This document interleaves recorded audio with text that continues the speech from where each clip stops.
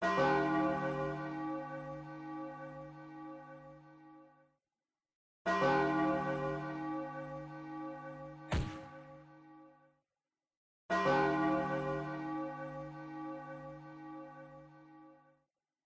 folks, Florentine Saint-Yves here.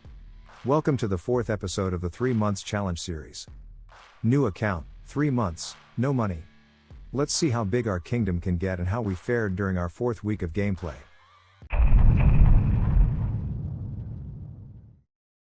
With Friday's reset, our server has now access to regular events and challenges. It's still a bit early for me to start playing around the calendar though, but we're getting closer for sure. Not too much to work with at the beginning of the week, since I only claimed Charm Challenge rewards. Lose Soldiers Challenge rewards were sent the day earlier, so no crazy move to kick things off. For the weekend, we will have to work on 3 challenges though. The first one is an increase feast points. I screwed this one up because I didn't pay attention to the 2 days duration. As soon as I saw this challenge, I threw a big feast, but of course, with it lasting for 2 days, it will end after the challenge is over, so it won't give me any points. Nice move, Florentine. Second is another increase charm challenge, and that's unfortunate because we just had one. So I'm pretty dry on charm items, as everybody else I guess. And third is an alliance-wide increased tourney score that qualifies for an alliance deathmatch event on Monday. We will just get back to it later. As for events, we have a Battlefield of Glory and Fortification for the whole week, and People's Monarch and Dragon Slayer for the weekend. I won't go into details with Dragon Slayer and People's Monarch as I didn't really attend, except for using free items. Nothing relevant came out of them. I have much more to say about Battlefield of Glory though, as it is now part of the monthly rotation for big events, kinda like Wave of Love for example. Let's see how you should play it, because you can get a lot of things out of it without spending too many gems or money. Let's start with building management. Your statue is by far the most important one. It will give you a passive income that scales with your statue level, and the sooner you can get it to a good level, the more income you will get through the week. As such, if you're planning to spend gems or money, do it right away to put your statue as high as possible. For other buildings, what I like to do is to level up one every day to score daily quests that ask you to spend resources. The farm is probably the most important of the 3, as I often find myself out of bread. I do run out of war orders too, but the income from the commanding spot is so low that it's not even relevant if you level it or not. The thing you have to look for at the beginning of the event is rewards. You should look at different options and pick the thing you want, and work on the good badges type from the beginning. Here red badges didn't look interesting for me because all I saw at first were Zodiac heroes that I don't plan to go for on this F2P account. I missed Maximus though because, as you know, I need a 5th all-around hero for campaign expeditions. This actually was an opportunity to get one, but I only realized that near the end of the event. Green badges offer the best reward with the heroic maiden chest at 200k. I decided to go for that, but then soon backed out of it. I wasn't sure I could get 200k points in a week, and if I missed, there was no good plan B to spend those green badges. So I switched gears during the course of day 1. It just was too risky for me. Instead, I decided to focus on blue badges, as the blue store was front-loaded with good things. Elizabeth skins, of course, but not something I want right now.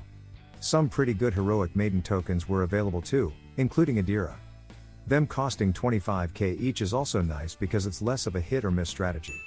I can get 3, 4, maybe 5, but even if I miss the cut for one, I can still secure some at least. Once you have decided which badges you will look for, set your will accordingly on the 300 badges option. Also put which hero token you want on the rightmost option. Adira made sense to me. About the resources option, you have to go back and forth between all 3, depending on what you need through the course of the event. And last, the battlefield map. Since we are on a new server, it wasn't loaded with many players, so it affected my strategy a little bit, but I'll give you hints as if it was crowded like it is on my main and older account. I'm usually a passive player on these kind of things. I hate plundering other players' resources because we all work hard on them. Even though it's a competitive event, I usually try to go under the radar and I never bully away other players. Of course you want to position yourself on a building that rewards the type of badges you're looking for. The level of it depends on how often you can log yourself to the game during the day or night. If you hardly ever connect, Your best bet is to go on the protected level 1 building, assuming there are spots left. Your income will be lower, but secured as nobody can kick you out of it. You really don't want to get kicked after half an hour and spend the next 10 hours sitting on the reset spot collecting nothing. If you can often log in and check what happened, you can try to gamble a spot on the level 3 building. You'll get kicked out, but as long as you don't stay too much on the respawn spot, you'll still earn more badges. And finally, you can try an in-between strategy that I myself like a lot. Go for a level 2 building. Usually there are not too many people on them, so players who do plunder won't have a good reason to come and check if there are juicy targets here, if there is only 1 or 2 players sitting on the building. Income is better than a level 1 building and it's not too risky, so I like going for those level 2 buildings. Final note, at reset server time, everybody is pushed back to the respawn spot, so don't forget to log in right after to put yourself back in collecting mode. Unfortunately, this happens at 2 AM for me, so I've made my peace with that and only start collecting again early in the morning when I wake up to go to work. Being European does not help with this event, but what are you gonna do about it? Okay, that was the entire walkthrough of this event. I'll give you the results right away and I won't have to talk about it anymore. I got around 120k red and green badges that I traded for about 50 manuscript caches. I really didn't want anything else with those badges. The exchange rate is pretty bad, but I think it's still better than having fragments of heroes I will never summon sleeping in my bag. About blue badges, I had 122k right before the event ended, so I decided to push a little bit to get to 125k, allowing me to buy a 5th heroic maiden token. I spent 2,000 gems on the last pack available on the shop and spin my way to 125k, giving me 5 Adira tokens. On top of that, I spin the wheel 826 times during this event, and I grabbed 8 Adira tokens doing so. I'm ending the event with 13 Adira tokens total, completing our goal to score a 5th all-around hero as soon as possible. Alright, let's move on to other events. Curling for example. Guys, I'm trying. I really am. But no matter what I do, it's not going well. Believe it or not, this stood up as my record for the 3 days. About the Alliance Increased Tourney Score Challenge, both Orcus and us started lazy on Friday and Saturday, but things went wild on Sunday. As we were getting close to the end, we threw everything we had to get the 16k points progress rewards. But this was when Orcus realized they might not get the title, so they attacked us. They attacked us hard, we came as close as 15,900 points, but they didn't let us score the last missing bit before they tanked us to oblivion. A bold move if you ask me. Frustrated we were, but nothing we could do. At least we got second place and a chance to compete on Alliance Deathmatch the following day. For the first time I was able to score the 6k weekly chests with quests. Pretty happy about it, let's hope I can do it again next week's. And here are results of the first set of events and challenges. Aside from the Alliance challenge, I didn't do well, so rewards are slim. Note that my curling skills got me a spot in top 20, which is not that bad. We will be playing a Kingdom Power challenge and then its cross-server counterpart, and a Loose Soldiers challenge. 2 passive challenges, so I don't really have anything to say about them. Let's jump right into results here to save some time. I was barely able to snipe a top 10 spot in both of them. People are still pretty active and it's tough to compete with them. As for events, we were granted a picnic event and another treasure hunt. I spent gems on the picnic event after completing all quests to get enough points for an heroic maiden token. I also cracked a Diana token during meal openings, pretty happy about that. I traded my points for another one, putting me up to 2. Still a long way to go before unlocking her. I didn't do anything special for treasure hunt, but at some point I still was able to get a grail or 2. Alliance Deathmatch was underway and day 1 was a breeze since only a little more than 200 players attended it, so the 500 players cutoff was a non-deal. Even after that, competition was lazy at best, and I managed to make the cut for a top 10 spot. It took me about 2 hours to do challenges with my whole lineup, so it was time consuming, but not too hard in the end. With 3 players from Orcus and 2 from our alliance, top 10 was a breeze. Moo stomped on pretty much everybody, and Orcus players were kind enough to give us 4th and 5th place as well as Alliance 2nd for this event. Thanks.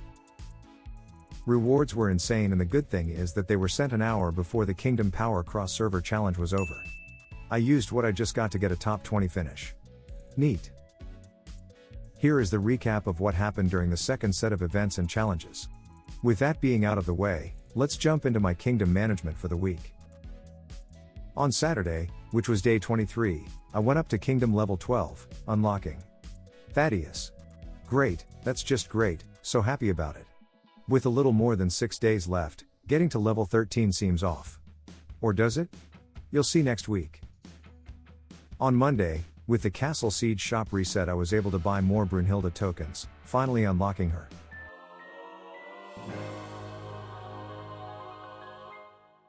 It took me 25 days to unlock my first heroic maiden, finally.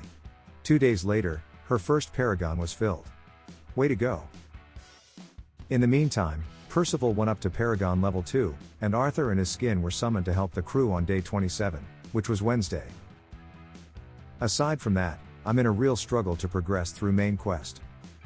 Both King's Men and now Ray's children are blocking me, so I took measures and bought chambers number 6 and 7 to give me a little breathing room. But that just wasn't enough, so I sacrificed a good part of my fortification points to reload on energy drafts. I was so desperate that I even incorrectly used some of my manuscripts to reach the 200 study progress rewards.